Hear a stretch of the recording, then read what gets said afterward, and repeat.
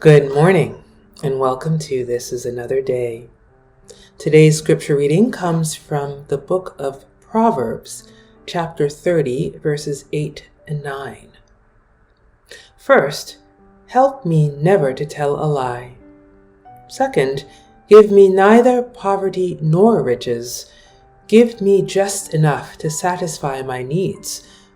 For if I grow rich, I may become content without God. And if I am too poor, I may steal and thus insult God's holy name. I love the honest, no-nonsense attitude of this passage.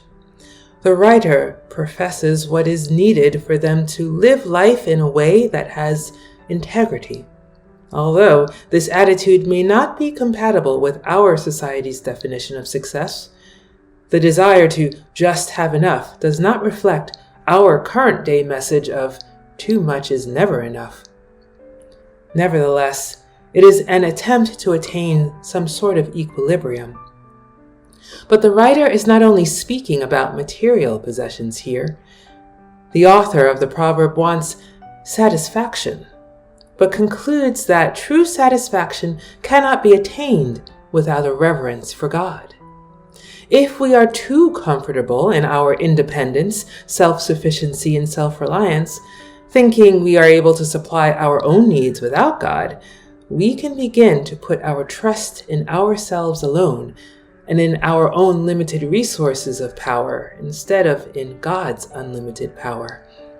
And if we live out of an attitude of scarcity, we can begin to put our trust in our fear, panic, anxiety, and desperation, thus stealing peace away from ourselves.